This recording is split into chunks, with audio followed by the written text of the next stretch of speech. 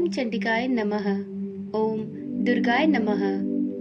आप सभी का सनातन धर्मसार चैनल पर बहुत बहुत स्वागत है। शारदीय नवरात्र के चौथे दिन की आप सभी को हार्दिक शुभकामनाएं। आप सभी पर माता रानी की कृपा सदैव बनी रहे। नवरात्रि पर माँ दुर्गा के 9 रूपों की पूजा आराधना एवं श्री सप्तशती का पाठ किया जाता है।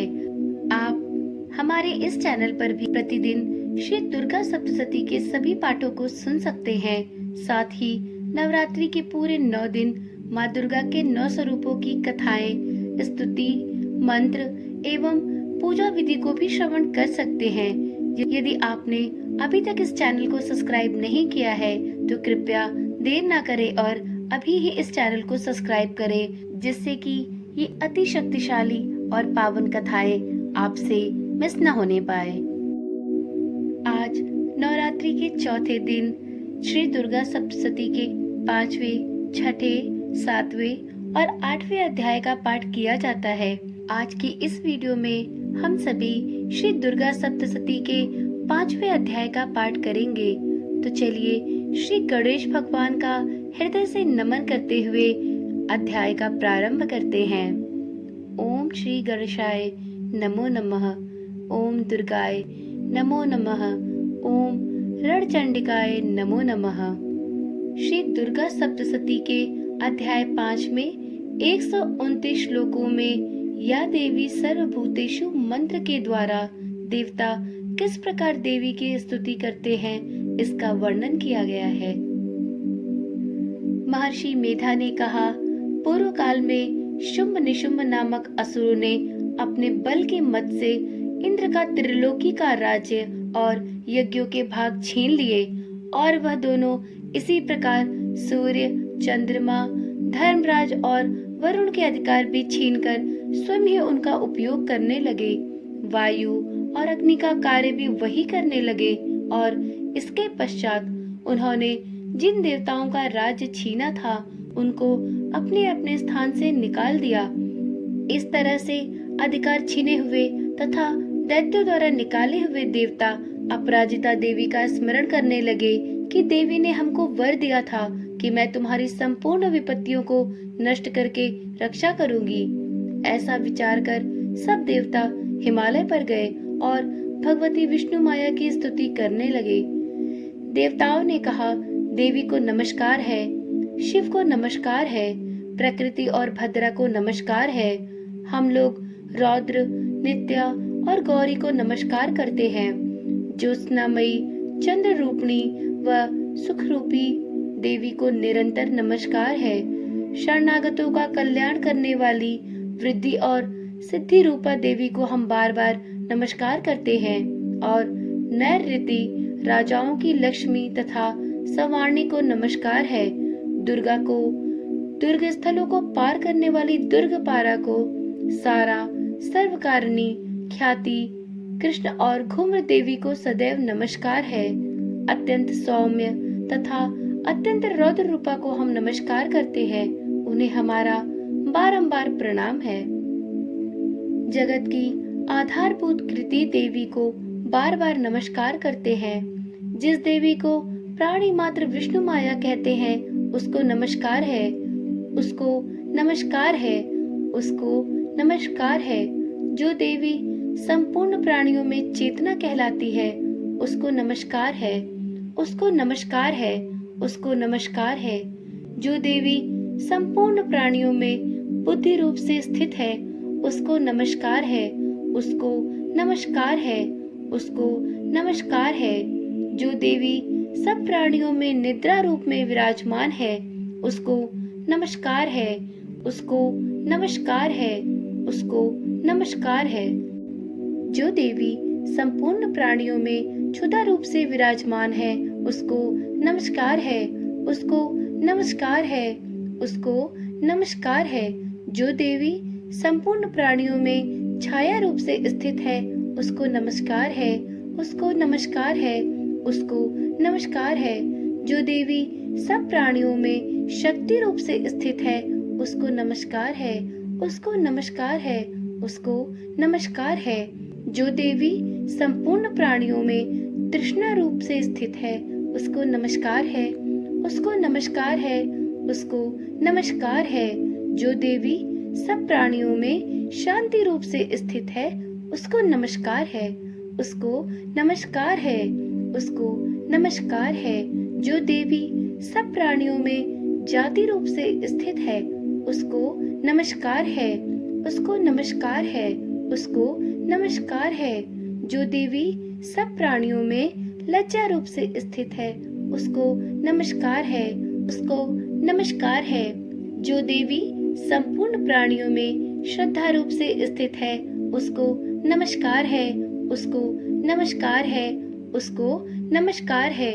जो देवी संपूर्ण प्राणियों में कांति रूप से स्थित है, जो देवी सब प्राणियों में लक्ष्मी रूप से स्थित है, उसको नमस्कार है, उसको नमस्कार है, उसको नमस्कार है। जो देवी संपूर्ण प्राणियों में वित्तीय रूप से स्थित है, उसको नमस्कार है, उसको नमस्कार है, उसको नमस्कार है। जो देवी सब प्राणियों में स्मृति रूप से विराजमान है, उसको नमस्कार है, उसको नमस्कार है, उसको नमस्कार है। जो देवी सब प्राणियों में दया रूप से स्थित है, उसको नमस्कार है, उसको नमस्कार है। जो देवी सब प्राणियों में तुष्टि रूप से स्थित है, उसको नमस्कार है, उसको नमस्कार है, उसको नमस्कार है। जो देवी संपूर्ण प्राणियों में मातृ रूप से स्थित है, उसको नमस्कार है, उसको नमस्कार है, उसको नमस्कार है। जो देवी संपूर्ण प्राणियों में भ्रांति रूप से स्थित है, उसको नमस्कार है, उसको नमस्कार है, उसको नमस्कार है।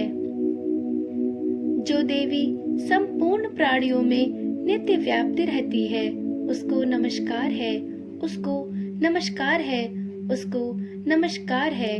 जो देवी चैतन्य रूप से इस संपूर्ण संसार को व्याप्त करके स्थित है, उसको नमस्कार है, उसको नमस्कार है। पूर्व काल में देवताओं ने अपने अभिष्ट फल पाने के लिए जिसकी स्तुति की है और देवराज इंद्र ने बहुत दिनों तक जिसका सेवन किया है, वह कल्याण की साधना भूता ईश्वरी हमारा कल्याण और मंगल करे तथा सारी विपत्तियों को नष्ट कर डाले। असुरों के सताए हुए हम संपूर्ण देवता उस परमेश्वरी को इस समय नमस्कार करते हैं तथा जो भक्ति पूर्वक स्मरण किए जाने पर तुरंत ही सब विपत्तियों को नष्ट कर देती है, वह जगदम्बा इस समय भी हमारा मंगल करके हमारी समस्त विपत्तियों को दूर करे। महर्षि मेधा ने कहा, हे राजन, इस प्रकार जब देवता स्तुति कर रहे थे तो उसी समय पार्वती देवी गंगा में स्नान करने के लिए आईं। तब उनके शरीर से प्रकट होकर शिवा देवी बोली, शुंभ दैत्य के द्वारा स्वर्ग से निकले हुए और शुंभ से हारे हुए यह देवता मेरी स्तुति कर रहे हैं। पार्वती के शरीर से अंबिका निकली थी, इसलिए उसको संपूर्ण लोक में कौशिकी कहते हैं। कौशिकी के प्रकट होने के पश्चात पार्वती देवी के शरीर का रंग काला हो गया और वह हिमालय पर रहने वाली कालिका देवी के नाम से प्रसिद्ध हुई। फिर शुंभ और निशुंभ के दूत चंडमुंड वहां आए और उन्होंने परम मनोहर रूप वाली अंबिका देवी को देखा। फिर वह शुंभ के पास जाकर बोले, महाराज, एक अत्यंत सुंदर स्त्री हिमालय को प्रकाशित कर रही है। वैसा रंग रूप आज तक हमने किसी स्त्री में नहीं देखा। हे असुरेश्वर, आप यह पता लगाएं कि वह कौन है और उसको ग्रहण कर ले। वह स्त्री स्त्रियों में रत्न है। वह अपनी कांति से दसों दिशाओं को प्रकाशित करती हुई वहां स्थित है, इसलिए आपका उसको देखना उचित है। हे प्रभु, तीनों लोगों के हाथी, घोड़े और मणि इत्यादि जितने रत्न हैं, वह सब इस समय आपके घर में शोभायमान है। हाथियों में रत्न रूप ऐरावत हाथी और उच्चैश्रवा नामक घोड़ा तो आप इंद्र से ले आए हैं। हंसों द्वारा जुता हुआ विमान जो कि ब्रह्मा जी के पास था, अब भी आपके पास है और यह महापद नामक खजाना आपने कुबेर से छीना है। समुद्र ने आपको सदा खिले हुए फूलों की किंजल किली नामक माला दी है। वरुण का कंचन की वर्षा करने वाला छत्र आपके पास है। रथों में श्रेष्ठ प्रजापति का रथ भी आपके पास ही है। हे दैत्येंद्र, मृत्यु से उत्क्रांतिका नामक शक्ति भी आपने छीन ली है और वरुण का पाश भी आपके भ्राता निशुंभ के अधिकार में है। और जो अग्नि में न जल सके ऐसे 2 वस्त्र भी अग्निदेव ने आपको दिए हैं। हे दैत्यराज, इस प्रकार सारी रत्न रूपी वस्तुएं आप संग्रह कर चुके हैं, तो फिर आप यह कल्याणकारी स्त्रियों में रत्न रूप अनुपम स्त्री आप क्यों नहीं ग्रहण करते? महर्षि मेधा बोले। चंडमुंड का यह वचन सुनकर शुंभ ने विचारा कि सुग्रीव को अपना दूत बनाकर देवी के पास भेजा जाए।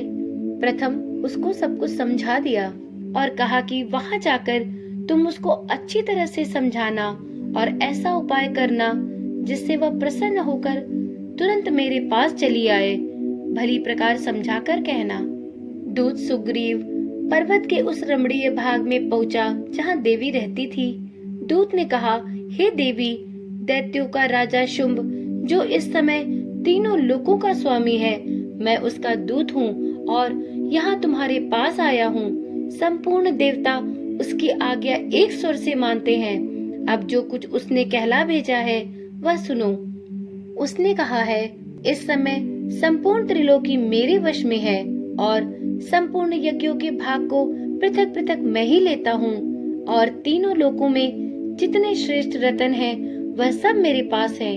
देवराज इंद्र का वाहन ऐरावत मेरे पास है जो मैंने छीन लिया है। उच्चैश्रवा नामक घोड़ा जो क्षीर सागर मंथन से प्रकट हुआ था उसे देवताओं ने मुझे समर्पित किया है। हे सुंदरी, इनके अतिरिक्त और भी जो रत्न भूषण पदार्थ देवताओं के पास थे वह सब मेरे पास है। हे देवी, मैं तुम्हें संसार के स्त्रियों में रत्न मानता हूँ क्योंकि रत्नों का उपभोग करने वाला मैं ही हूँ। हे चंचल कटाओं वाली सुंदरी, अब यह मैं तुझ पर छोड़ता हूँ कि तू मेरे या मेरे भाई महापराक्रमी निशुंभ की सेवा में आ जाए। यदि तू मुझे वरेगी तो तुझे अतुल महान ऐश्वर्य की प्राप्ति होगी। अतः तुम अपनी बुद्धि से यह विचार कर मेरे पास चली आओ। महर्षि मेधा ने कहा। दूत के ऐसा कहने पर संपूर्ण जगत का कल्याण करने वाली भगवती दुर्गा मन ही मन मुस्कुराई और इस प्रकार कहने लगी। देवी ने कहा, हे दूत, तू जो कुछ कह रहा है वह सत्य है और इसमें किंचित मात्र भी झूठ नहीं है। शुंभ इस समय तीनों लोकों का स्वामी है और निशुंभ भी उसी की तरह पराक्रमी है, किंतु इसके संबंध में मैं जो प्रतिज्ञा कर चुकी हूँ उसे मैं कैसे झुठला सकती हूँ। अतः तू मैंने जो प्रतिज्ञा की है उसे सुन। जो मुझे युद्ध में जीत लेगा और मेरे अभिमान को खंडित करेगा तथा बल में मेरे समान होगा वही मेरा स्वामी होगा। इसलिए शुंभ अथवा निशुंभ यहाँ आवे और युद्ध में जीतकर मुझसे विवाह कर ले। इसमें भला देर की क्या आवश्यकता है। दूत ने कहा, हे देवी, तुम अभिमान में भरी हुई हो, मेरे सामने तुम ऐसी बात न करो। इस त्रिलोकी में मुझे तो ऐसा कोई दिखाई नहीं देता जो कि शुंभ और निशुंभ के सामने ठहर सके। हे देवी, जब अन्य देवताओं में से कोई शुंभ व निशुंभ के समान युद्ध में ठहर नहीं सकता, तो तुम जैसी स्त्री उनके सामने रणभूमि में ठहर सकेगी। जिन शुंभ आदि असुरों के सामने इंद्र आदि देवता नहीं ठहर सके, तो फिर तुम अकेली स्त्री उनके सामने कैसे ठहर सकोगी। अतः तुम मेरा कहना मानकर उनके पास चली जाओ, नहीं तो जब वह तुम्हें केश पकड़कर घसीटते हुए ले जाएंगे तो तुम्हारा सारा गौरव नष्ट हो जाएगा। इसलिए मेरी बात मान लो। देवी ने कहा, जो कुछ तुमने कहा ठीक है।